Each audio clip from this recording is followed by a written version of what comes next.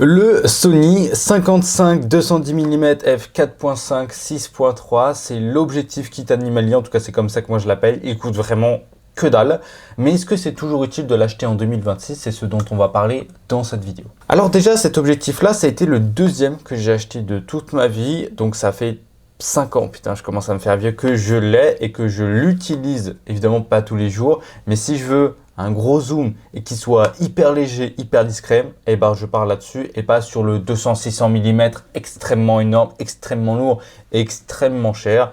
Je préfère celui-là parce que du coup, il y a beaucoup d'avantages. Enfin bref, ça c'est déjà un petit peu pourquoi moi je l'ai.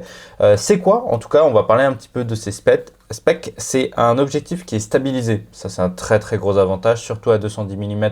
Bah, ça fait la différence parce que j'ai un 18-300 mm de chez Tamron qui a 300 mm. Ça tremble vraiment comme un porc.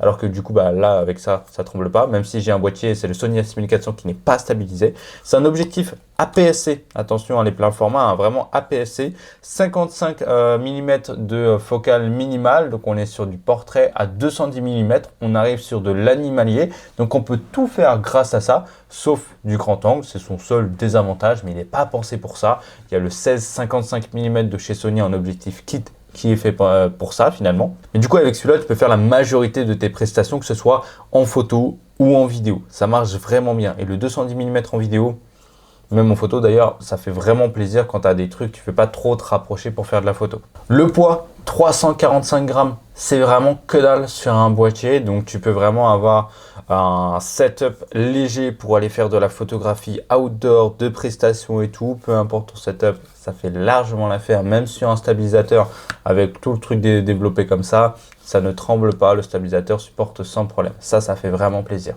En termes d'autofocus, j'ai jamais eu vraiment de problème. Le seul truc que tu peux avoir, vu que c'est un objectif APS-C sur APS-C, c'est la lumière, les basses lumières. C'est là le seul gros truc qui va avoir du mal finalement, parce que moi j'ai un Sony a6400 et la montée en ISO elle n'est pas exceptionnelle, mais si tu as un a6700 par exemple, la montée en ISO elle va être beaucoup plus simple, beaucoup plus facile par exemple, mais si tu shootes généralement que en journée, tu n'auras jamais de problème par rapport à ça. Alors, il y en a les puristes qui vont vouloir parler de netteté, de piqué, de bokeh, etc. Moi, je veux te dire que la qualité est au rendez-vous pour avoir de la qualité professionnelle. Après, si évidemment tu veux le comparer à des objectifs qui coûtent peut-être 4 à 6 fois plus cher que cet objectif-là, oui, les objectifs fixes, les G-Master de chez Sony et tout, ils vont avoir une meilleure qualité, un meilleur piqué, un meilleur bokeh, etc.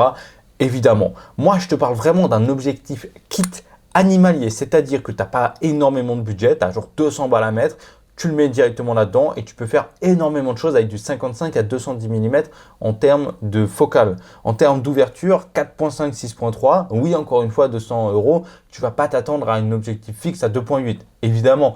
Mais derrière, on a du 55 à 210 mm, donc avec la focale, le zoom, ça va créer un beau flou d'arrière-plan, peu importe ce qui se passe, tu en auras un. Donc ça fait plaisir. Parlons un petit peu du prix quand même. Depuis tout à l'heure, je te dis, ouais, 200 €, c'est un petit peu la moyenne, mais je pense que tu peux même le trouver encore moins cher en occasion. Tu peux quasiment, je crois que j'avais déjà vu des annonces à 100 € pour ça. Des gens qui veulent simplement se débarrasser de ce genre d'optique-là parce que ils veulent passer sur des objectifs beaucoup plus chers, etc.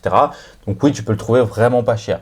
C'est vraiment une optique qui est faite pour les débutants, les amateurs. Moi, je l'ai utilisé en pro, mais voilà, ça arrive quand même qu'il y ait certaines limites. Mais si tu veux faire de la très bonne qualité, sans te prendre la tête et tout, sans avoir à exploser ton budget, cette optique-là, franchement, elle fait largement l'affaire. C'est aussi une optique qui te permet d'avoir un zoom et d'être léger. J'ai déjà fait de l'animalier avec, tu sais, quand tu vas dans des zoos et tout, ils sont proches de toi, 210 mm, ça suffit largement et tu n'as pas à te prendre un truc de 25 kg directement sur les bras, un gros setup, ça fait vraiment chier. J'ai déjà fait des grosses randos avec le 200-600 dans le dos, je te jure que tu le sens comparé à ce petit truc là qui fait à peine 300 grammes, tu vois. Donc voilà, il faut savoir qu'est-ce que tu veux. Est-ce que tu veux du poids, et de la qualité et du budget, ou est-ce que tu préfères quelque chose de beaucoup plus facile à utiliser, de beaucoup plus léger, donc tu te prends moins la tête avec ça et qui quand même, voilà, te coûte vraiment que dalle. C'est à toi de choisir un petit peu là-dessus. On a évidemment des alternatives. On a le Sony 70-350 mm, mais là du coup c'est un petit peu plus grosse. Il est un petit peu plus lumineux, mais un petit peu plus cher. On a des objectifs fixes spécialisés, mais nous, c'est pas forcément ce qu'on veut. On a le 85 mm ou le 135 mm, par exemple, où directement tu prends un 50 mm, ça peut aider. On a, pour les plus gros budgets, du 70-200 mm de chez Sony G Master. Bon là évidemment tu fais un trou dans ton portefeuille comparé à celui-là. Donc voilà, pour moi c'est vraiment un objectif qui peut être intéressant pour les débutants, ceux qui veulent pas forcément regarder le niveau de piqué, le bokeh, ce genre de truc là et de prendre la tête avec, mais qui veulent quand même avoir de la qualité, avoir une bonne focale et pouvoir avoir du plaisir tout simplement à shooter en termes de poids, de légèreté, d'encombrement et tout.